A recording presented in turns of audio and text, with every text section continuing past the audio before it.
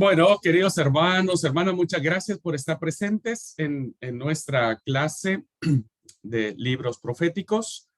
Bueno, me alegra poder estar nuevamente entre ustedes y bueno, deseo que Dios les esté bendiciendo, tanto a mis hermanas que están en la clase presencial, como también quienes estarán mirándola en diferido. Bueno, deseo un género abundante de bendiciones en sus vidas.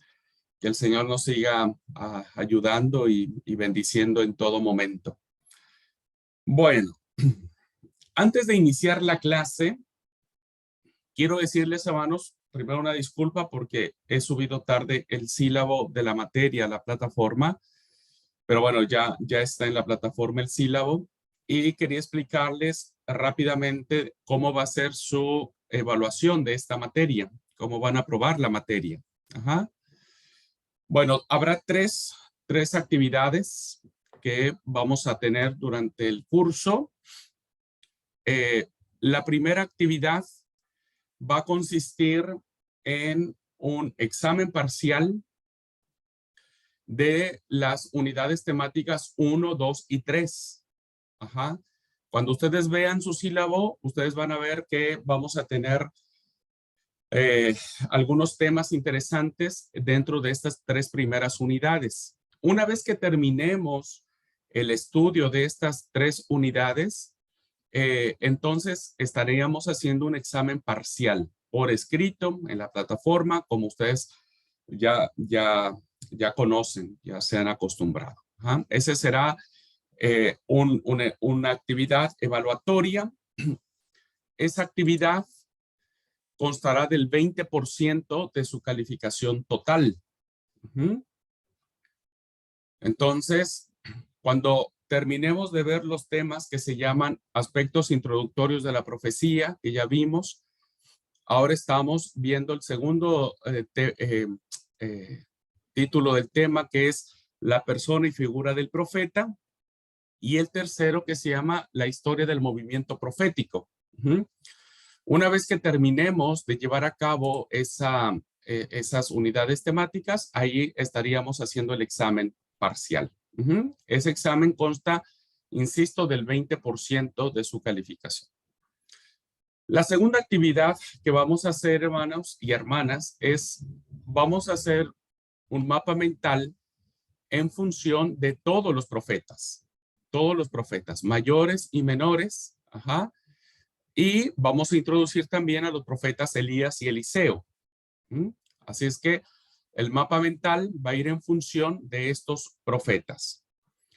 Ahora, el mapa mental, hermanos, hermanas, se va a entregar hasta casi que finalicemos la cursada, que sería el 5 de agosto, estarían entregando como fecha límite los mapas mentales. ¿Por qué hasta esa fecha? Porque la idea es que mientras vayamos viendo profeta por profeta, ustedes vayan armando su mapa mental. Ajá. No esperen hasta el final. La idea es que cuando veamos Jeremías, la clase de Jeremías, bueno, listo, hacen sus anotaciones, lo que quieran poner en el mapa mental de Jeremías y lo van armando. Ajá. Entonces ya cuando terminemos la cursada, evidentemente ya ustedes tendrán casi listos sus mapas mentales ya casi para entregar. ¿Tá? Lo aviso desde ahorita porque me parece que va a ser fundamental que el tiempo no les gane.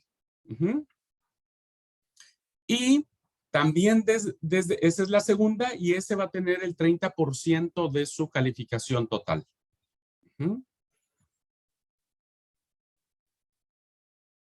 Luego, el tercer actividad va a ser un gran desafío para todos y para todas, porque la tercera actividad consistirá en que cada estudiante se le asignará un libro profético.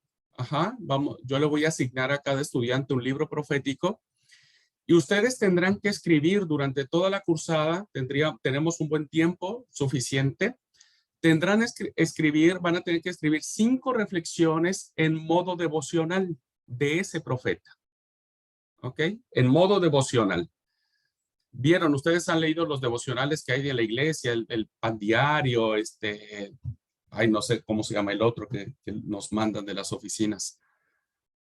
Eh, bueno, El de la buena semilla a veces tiene por ahí. ándale, por ahí, el de la buena semilla. Bueno, Pan para el alma también hay uno. ¿cuál?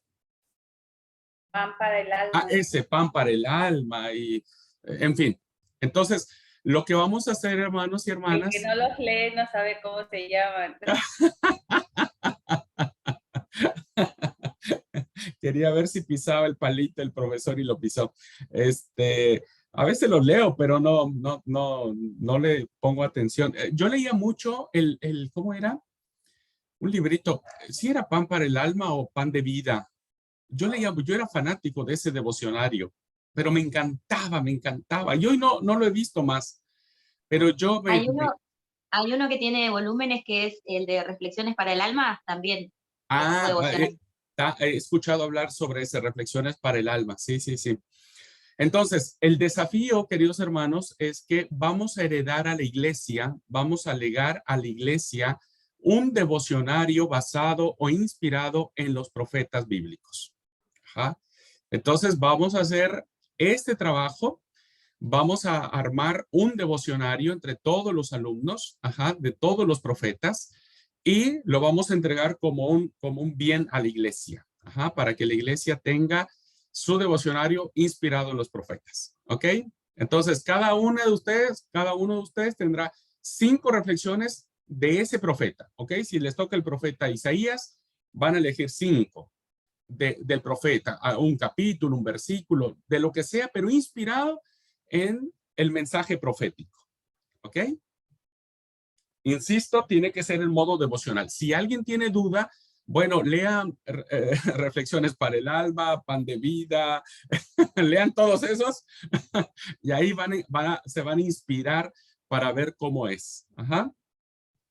Ese tendrá el 50% de su porcentaje de calificación. Voy a buscar, sí, gracias Gabriel, voy a ver algunas especificaciones para que no nos pasemos de mambo. Voy a darles algunas indicaciones precisas como qué debe contener el título, el texto base, el cuerpo, alguna anécdota, ¿no? Que es lo que a mí me cautivaba mucho, mucho de ese devocionario que había, ¿cómo era? Pan de vida, no era pan para el alma, no recuerdo. Muy viejito. Y al final de ese devocionario había como una frase inspiradora, una frase que, wow, a mí me encantaba leer esa frase, porque era como que el resultado de toda la reflexión que tenía. Entonces, es un desafío, hermanos, hermanas, yo lo sé, pero también es una gran bendición que podamos hacer algo para que la iglesia empiece a tener lo suyo, ¿no? Y que si alguien quiere leernos, pues estaría bueno que lo lean. Dale, entonces, en poco tiempo les estaré informando el profeta. Yo les pido que esperen más o menos a que veamos los profetas, para que vean su mensaje, su contexto, la persona, tengan un poco más de información del profeta. Ajá. Y después de eso empiecen a escribir. ¿Tá? Pueden empezar a escribir a un borrador, ¿no? Y a lo mejor ya cuando lleguemos a la clase de los profetas, ustedes ya se sientan y digan, ah, bueno, le puedo corregir acá, le puedo agregar esto, este dato, sacarle. ¿Se entiende, hermanos? ¿Alguna pregunta sobre la tarea? Es para fin de año. Ah, qué buen chiste, mi amor. Digo, pregunto. No, está re buena la tarea, profe. Sí, yo sé, va a estar muy linda. No, la fecha que Se me tenemos hace por eso. muy innovador y muy, perdón, No, dime. como para aprovechar realmente lo que estamos aprendiendo, ¿no? Llevarlo a la práctica para la iglesia va a ser lindo, la verdad que me parece muy, muy lindo. Muy bien, muchas gracias. Entonces vamos a tener la fecha límite, hermano, porque tampoco podemos esperar hasta el próximo siglo. Será el 14 de agosto. Es una semana después de que termina nuestra cursada. Pero tenemos hoy estamos a 23. Tenemos un mes y 20 días. O sea, tenemos un buen tiempo. ¿Ok? Entonces vamos a ver aquí también quién tiene el ministerio de las letras. Voy a ir descubriendo quién tiene el ministerio de las letras para que... bueno, Gabriel está escribiendo una diaria. Bueno, para Gabriel tampoco era cuestión de que nos presumieras. Gabriel, hace la tarea para todos. Y sí, Gabriel, hace negocio y vendele a tus compañeros y das tu diezmo al profesor. A estas alturas ya debe tener para todos cubierto. Ok. Bien, entonces, sí, Gabriel sé que está escribiendo. Bien, evidentemente, Gabriel, lo escribís conforme a los criterios que vos mismos te has colocado. Yo voy a colocar algunos más, así que tendría que ser siempre en función de lo que estaríamos pidiendo en la cátedra. Pero en tu caso, evidentemente, no tendrías mucha dificultad, ¿vale? Sí, hermana Dina. Sí, lo bueno sería que nos designe el profeta que nos toca si llamamos. Sí, sí. Y vamos viendo. Sí, sí, Porque sí, sí, sí, sí. Es muy probable que el fin de semana ya esté designando los profetas para que cada uno más o menos incluso le vaya adelantando, leyendo y demás. Ujú. sí, porque hay algunas que somos medio duritas a escribir. Sí, estaría muy bueno que pudiéramos hacer ese trabajo. ¿Tá? Entonces, 5 reflexiones por cada uno de los profetas y bueno, podemos tener un buen material para el futuro. Ujú. Yo le estaré dando las especificaciones de qué es lo que tendría que tener el devocional. Ujú. Muy bien. ¿Está clara las 3 tareas que tenemos? ¿Sí? Bueno, Karina se integró recién. Bueno, no sé si estás allí, Karina, pero la idea es explicar un poquitito el tema de lo que es cómo se aprobará la materia y tendremos 3 actividades. Uno que es un examen parcial de las 3 primeras unidades temáticas que ya están en el sílabo, que ya está en la plataforma. La segunda sería un mapa mental con la información de todos los profetas, incluidos Elías y Eliseo. Y la tercera es elaborar 5 reflexiones bíblicas de un profeta en modo devocional. Ajá. En modo devocional. Bueno, era solo para poner al corriente a Karim. De todas maneras, si tenemos alguna duda en el camino, la vamos corrigiendo. ¿Ok? Bueno, vamos a entrar entonces de lleno a la materia. Y voy a compartir la pantalla para guiarme en algunas enunciados.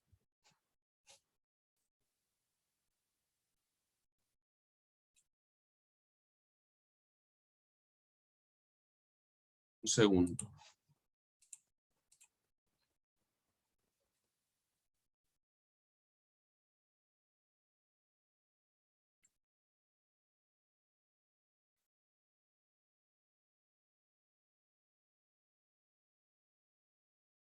No sé qué compartí.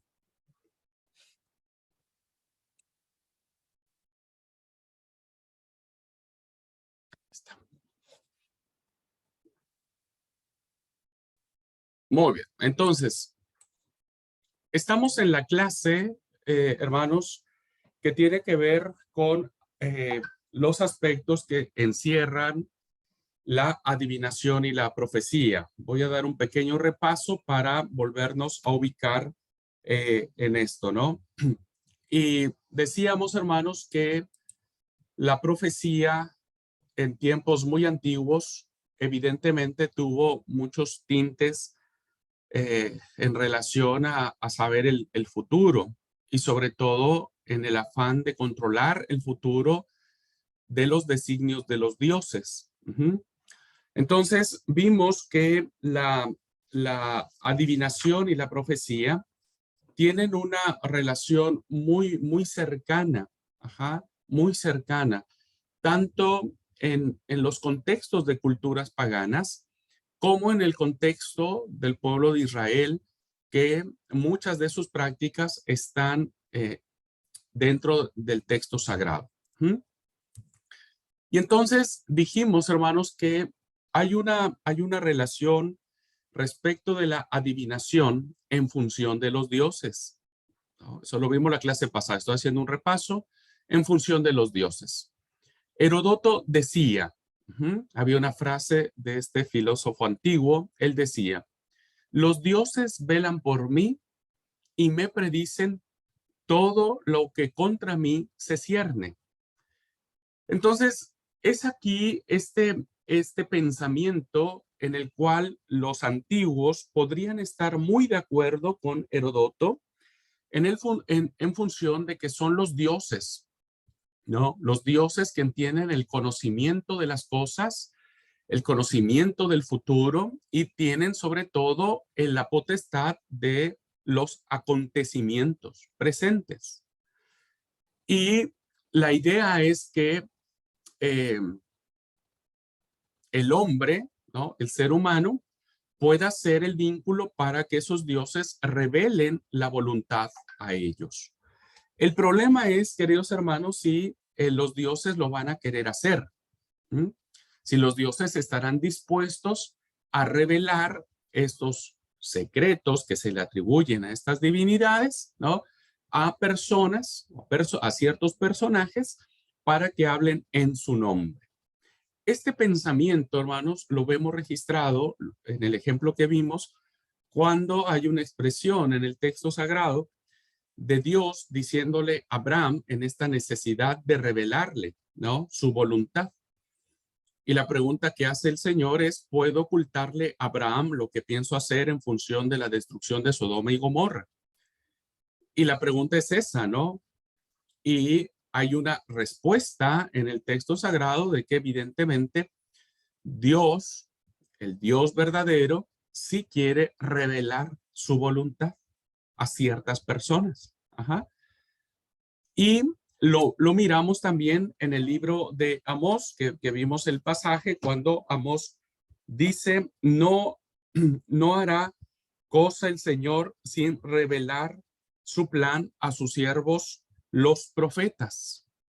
Eso vemos en el pasaje de Amós. Entonces, este sentimiento de desear que los dioses, en este caso nuestro Dios, revele su voluntad, lo hará a través de ciertos personajes, a través de ciertas personas. Y entonces, la idea fundamental es que los dioses están dispuestos a revelar su voluntad para no solo decirnos el futuro, sino también para resolver los problemas que se están presentando en el presente. No sé si es redundante eso, pero lo que se está llevando a cabo en el presente. Y entonces tenemos que ir hacia estas prácticas adivinatorias, ¿no? Que serán el enlace, que serán la forma, que será la metodología en la que estos personajes elegidos, diríamos, van a utilizar para revelar los secretos de las divinidades, ¿no? Y se dice, hermanos, dije que en el diccionario bíblico Anchor, dice que la adivinación en sus comienzos estaba estrechamente vinculada con la magia, con la magia. Y como dije en la clase pasada también, la magia es un arte que va a estar presente mucho en el texto sagrado. Va a estar presente mucho en el texto sagrado. Y habrá de ser fuertemente condenada por los profetas e incluso por los apóstoles en el Nuevo Testamento. Y dijimos también, hermanos, en la clase pasada, que hay diversas formas de adivinación. Y comentamos lo que era la adivinación inductiva. La adivinación inductiva, ¿no? Va a ser aquella en la que usará algunas formas, ¿no? Manejará algunos objetos eh, eh, manipular algunas cosas para que a través de eso se pueda conocer el futuro o los misterios o los enigmas. Ajá. Y entonces dijimos, hermanos, que la primera forma de adivinación inductiva era a partir de la observación de la naturaleza. Y esta se dividía en la astrología, ¿no? Que hasta la fecha sigue siendo una forma de adivinación. Hoy la astrología sigue siendo una práctica, más allá de que somos una sociedad occidental tecnológicamente adelantada. Hay personas que todavía creen que de acuerdo a la posición de los cuerpos celestes, principalmente de la luna, es como van a predecir su futuro. Porque hoy el horóscopo con las 12 constelaciones y sus 4 áreas de influencia, ¿no? Mucha gente se rige todavía por lo que los astros dicen. Ajá, muchísima gente todavía tienen estas prácticas que son muy antiguas, que son muy antiguas. La otra que dijimos, hermanos, fueran los fenómenos atmosféricos, conocido como la aeromancia. Esto funcionaba en virtud de cuando las nubes forman siluetas, figuras, ¿no? Colores, etcétera. Y muchos en la antigüedad usaban estas prácticas adivinatorias en función del color que tenía la nube cuando el sol se iba ocultando. Vimos algunos ejemplos, ¿no? Sobre esto. En el caso de la astrología, vimos que era una práctica babilónica muy recurrente. También vimos el tema de el fenómeno que aparece del soplo o del viento que mueve la copa de los árboles. Tiene que ver con este tipo de adivinación inductiva. La segunda forma que vimos también en la clase pasada fue a partir de la observación de los animales. Depende mucho cómo los animales se comportan. Ajá. Y tenemos, en este caso, recuerdo que vimos la historia de los adivinos filisteos cuando tienen el arca del pacto, ¿no? Y se le han acarreado muchas desgracias y entonces ellos uncen una yunta de bueyes y dicen, y pongan el arca del pacto, si los bueyes, ¿no?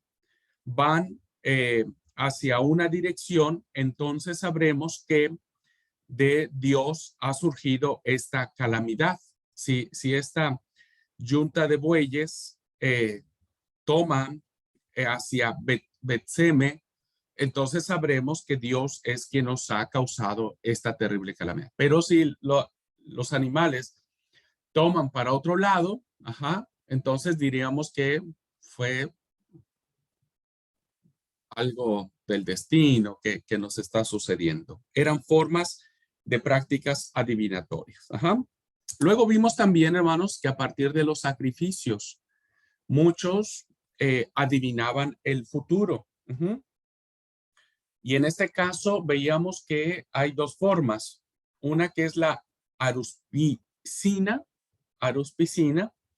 que tiene que ver con el estudio de las entrañas de la víctima. Ajá. Cuando alguien mataba o a un animal o a una persona, lo primero que miraban eran sus vísceras, sus entrañas, sus intestinos, todo lo que hay en la panza, diríamos, porque se creía que los dioses habían escrito mensajes secretos dentro de las personas, ajá, o dentro de los animales. Y tenemos también en esta forma de adivinación lo que se le conoció como la hepatoscopía, que evidentemente es una práctica babilónica que nosotros vimos que hace mención el profeta Ezequiel, en donde el órgano de mayor importancia era el hígado. Entonces depende el tamaño, el color, el olor e incluso el sabor, tenían que probarlo. en función de lo que percibían los adivinos, ellos decretaban tal o cual cosa. Y vimos también, hermanos, finalmente en la última clase, en esta adivinación inductiva que seguimos hablando, ¿no? Lo que tenía que ver con la observación de algunos líquidos. Y decíamos que antes, en un vaso de barro, se usaba principalmente el agua, ¿no? El uso de un solo líquido se llama la hidromancia y se usa el agua. Entonces ponían en un vaso y largaban dentro del vaso o pequeñas piedritas o pequeños trozos de metal o pequeñas astillas de madera, y en función de cómo se movía el agua, las ondas que hacía, cómo se revolvía, etcétera, para ellos les permitía conocer el futuro.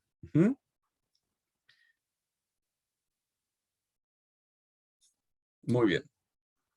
Hasta ahí nos quedamos en la clase pasada. Ahora vamos a ver que hay otra forma de adivinación inductiva. Y va a ser a través de diversos instrumentos. Se van a utilizar diversos instrumentos para conocer el futuro. El primero de ellos, hablaremos en algún momento de instrumentos que revelaban el secreto del Señor a través de lo que es el Urim y el Tumim, que son muy nombrados en la antigüedad, en el texto sagrado, pero que poco se sabe qué eran esas cosas, cómo eran, sabían para qué servían, pero no hay una clara alusión de qué eran. Hay muchas propuestas de entendimiento del Urim y del Tumim, ¿no? Algunos piensan que eran cajitas, ¿no? Algunos piensan que eran piedritas de colores, algunos piensan que eran otros objetos, otras formas que representaba el Urim y el Tumim. Eso no lo vamos a ver ahora. Y lo que vamos a mirar es que uno de los instrumentos muy usados como una práctica adivinatoria será la copa. Y esta práctica, queridos hermanos, la vamos a encontrar en el texto sagrado en Génesis 44, que será la historia de José. Génesis 44.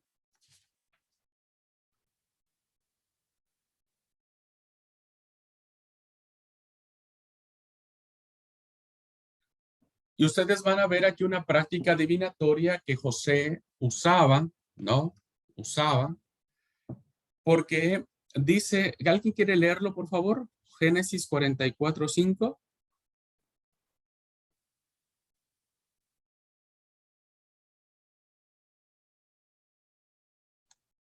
Dice así, hermano.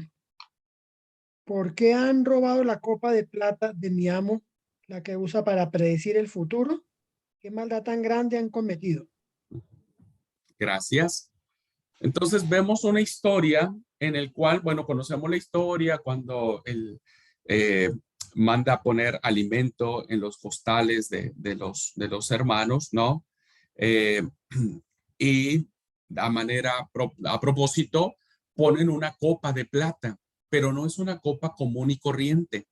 Es una copa, hermanos, que en la cultura egipcia los faraones solían usar para predecir el futuro, para adivinar.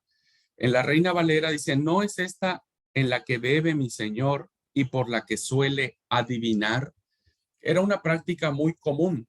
No sabemos cómo funcionaba, ¿no? No se sabe cuál era la práctica en sí misma.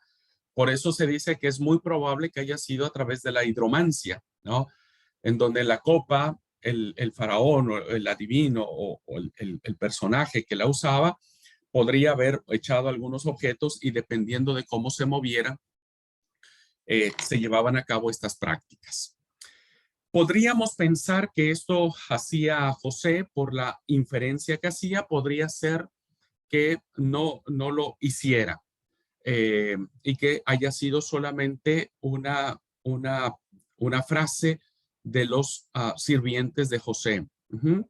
Algunos se podrían escandalizar en el sentido de que José, bueno, José es del pueblo de Israel y no tendría que haber hecho esto, pero pudo haberlo hecho o no.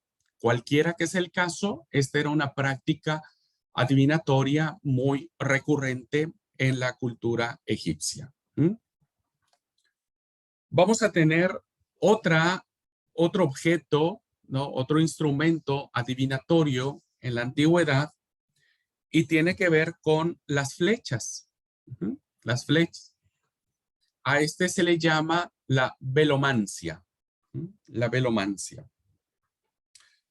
En la antigua Mesopotamia, esta era una práctica muy común para definir lo que Enatum, el dios,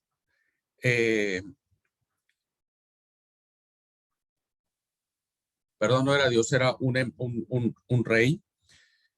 Cuando Enatum luchaba contra el rey Umá, antes de ir a la lucha contra este rey, hacía que su adivino le consultara sobre si ganaba o no la guerra. Y hay un texto que dice de la siguiente manera: para Enatum, un hombre disparó una flecha. Por la flecha, él indicó, empujó, decidió contra ellos. Es decir, Enatum y sus guerreros no se luchó, el hombre se alegró. Entonces, vemos aquí, hermanos, que no sabemos realmente cómo fue el tema, si la flecha tenía que ir para un lado, si la flecha tenía que caer en tal lugar, si la flecha tenía que caer muy lejos. Realmente no se sabe, pero se sabe que a través de este uso del disparar las flechas, se conocía también el futuro. Y es muy probable, hermanos, que esta forma de adivinación pueda verse en el pasaje de Ezequiel. En el pasaje de Ezequiel, cuando el rey de Babilonia, cuando Nabucodonosor va a decidir el ataque contra Jerusalén, y en el capítulo 21 de Ezequiel,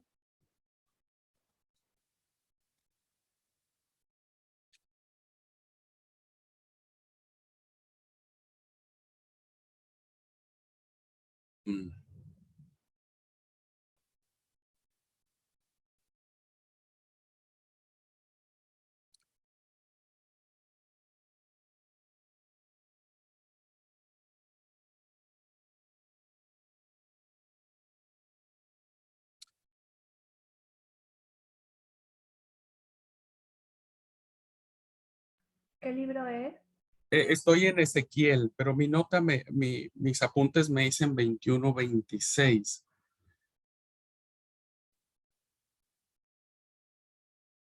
Y este es...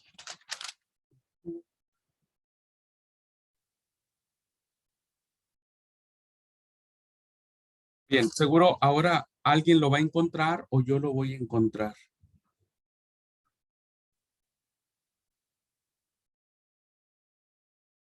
Aquí está, perdón, es 21-21, no es 26.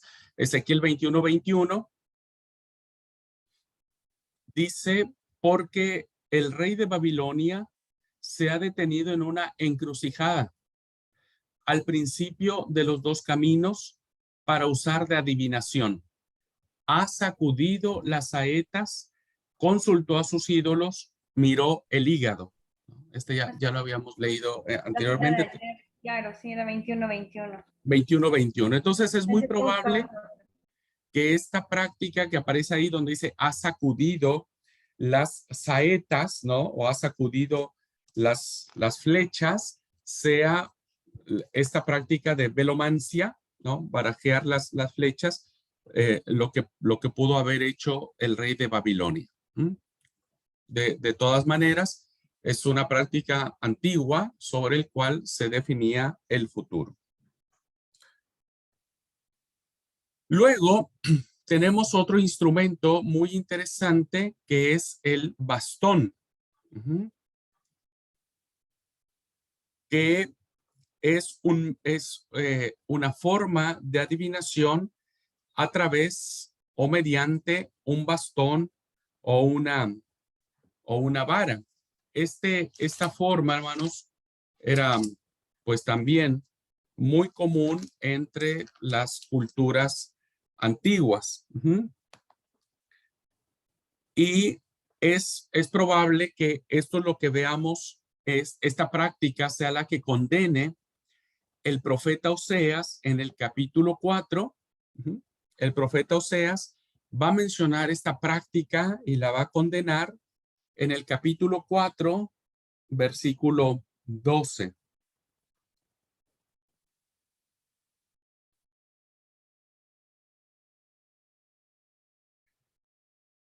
¿Alguien quiere leerlo? 4:12 El de libro Oseas. Oseas Oseas. 4:12. Lo leo.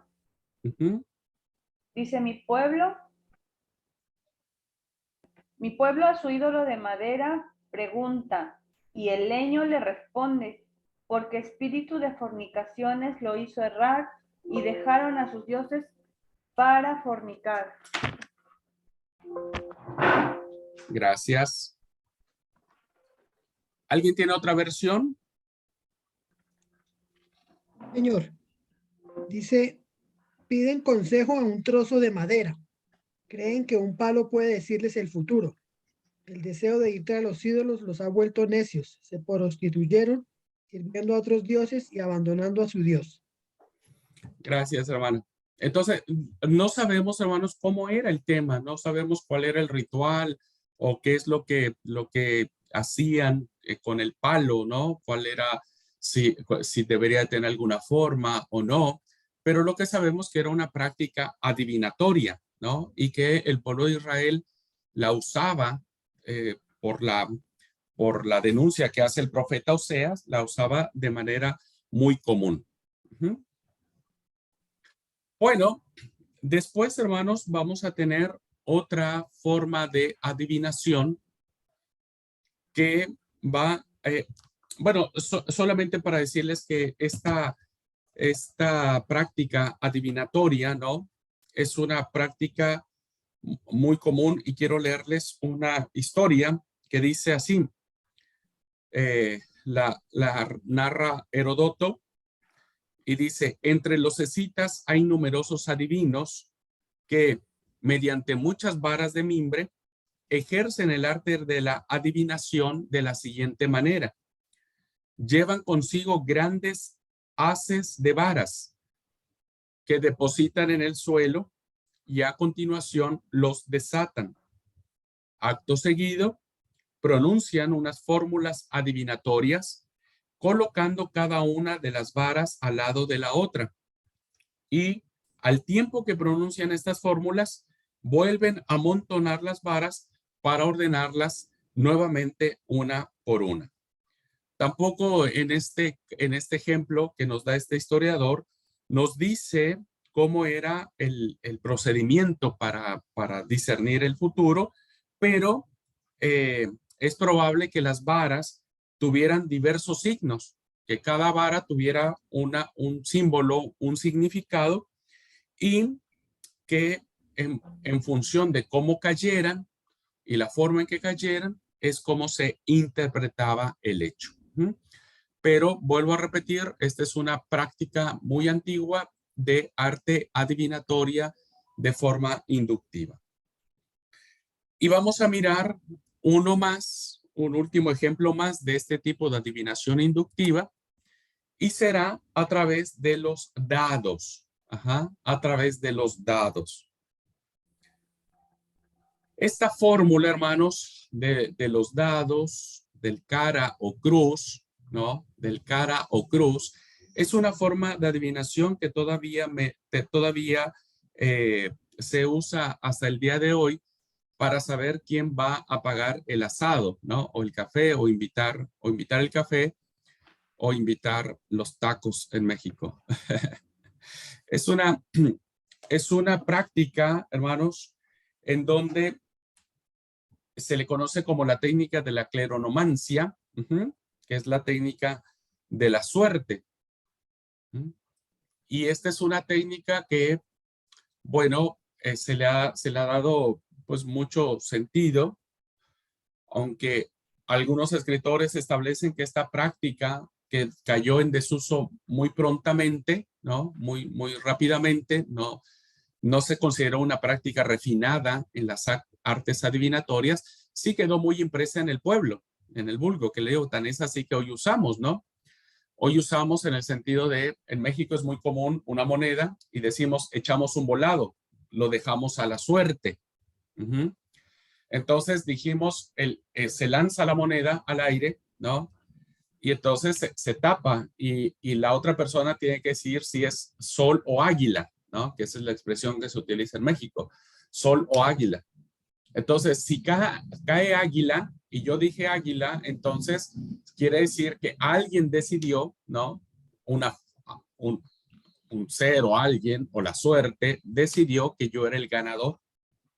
Y por lo tanto, esa arte de decisión es que la suerte dijo que el perdedor era el que dijo sol. Ajá.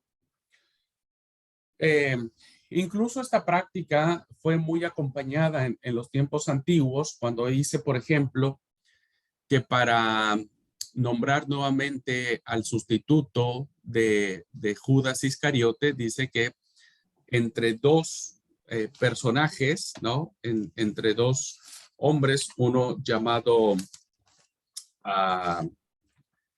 se me fue el nombre, pero ahora aquí José y el otro Matías.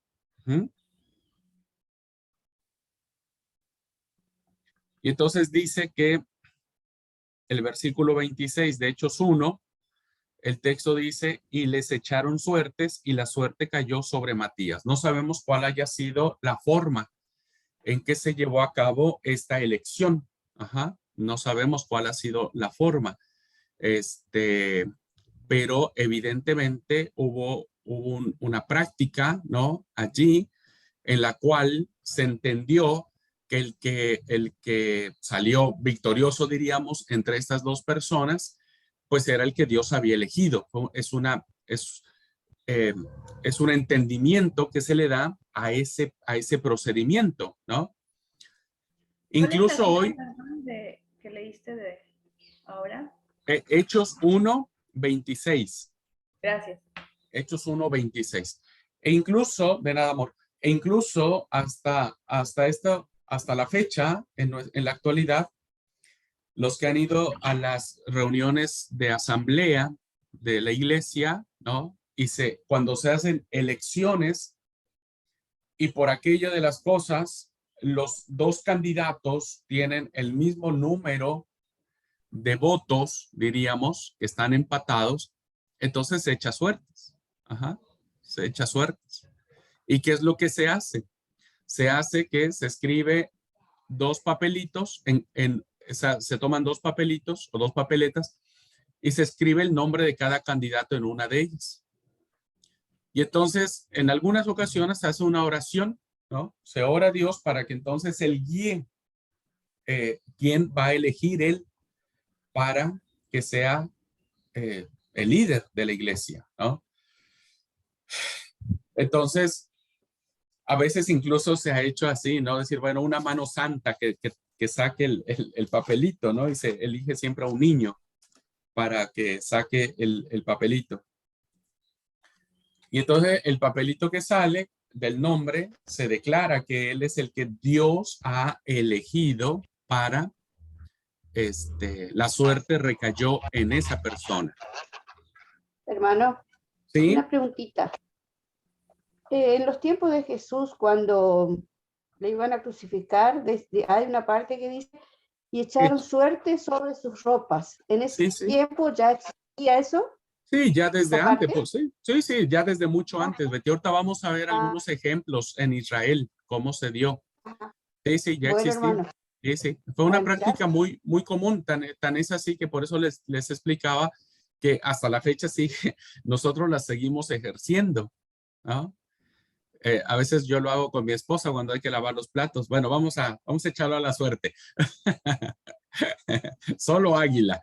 Siempre termino perdiendo. Me parece que la suerte no está de mi lado.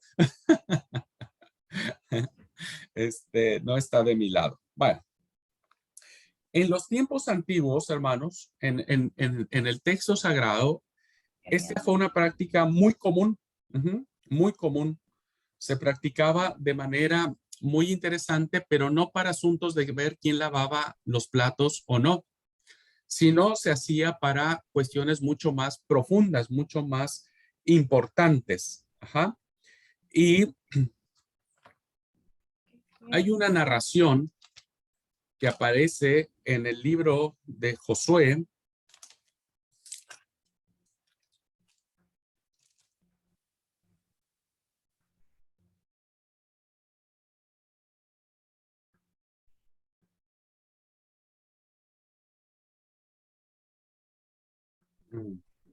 No, no. Sí, está buscando la de Gedeón, está en el capítulo 6. Si estoy buscando qué. Sí, está buscando la oportunidad que Gedeón puso al vellón. No, Gedeón es en Jueces. A ver, permítame tantito. Creo que anoté mal la cita.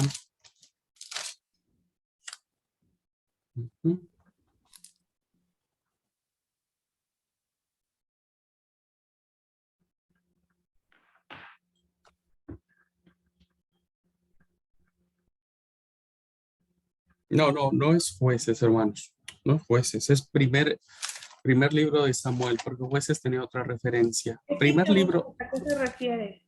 No, es el primer libro de Samuel que tiene que ver con cuando se elige a un rey. Esa es la narración, cuando se elige a un rey. Entonces, es primer libro de Samuel, capítulo 10.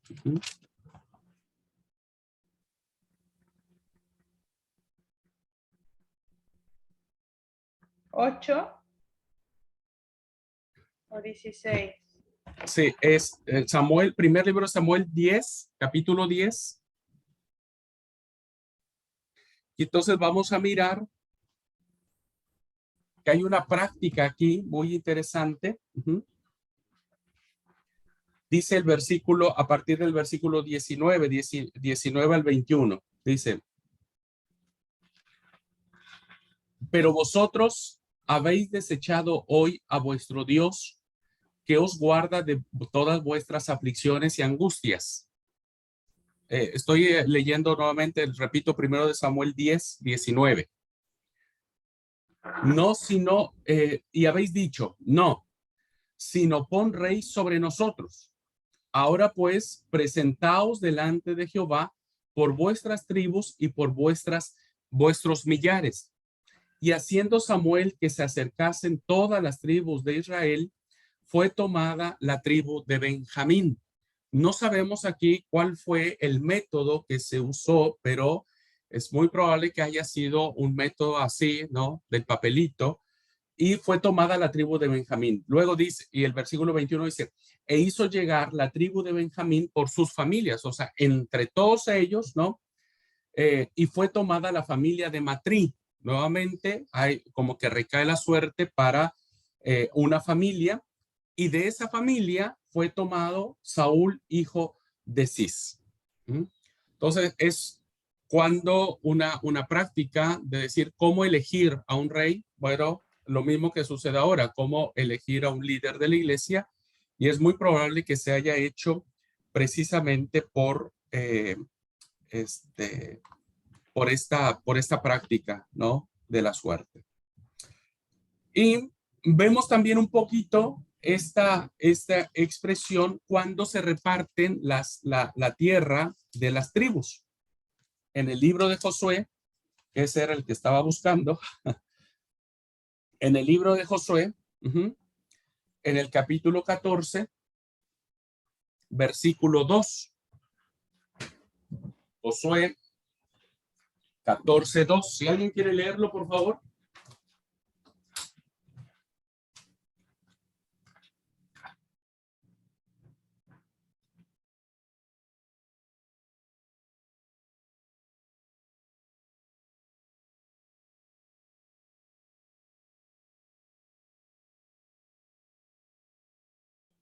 ¿Alguien está leyendo, perdón? Yo voy a leer, pero estaba muteada, perdón. Dice, por suerte se les dio su heredad, como Jehová había mandado a Moisés que se diera a las 9 tribus y a la media tribu. Amén. Ujú.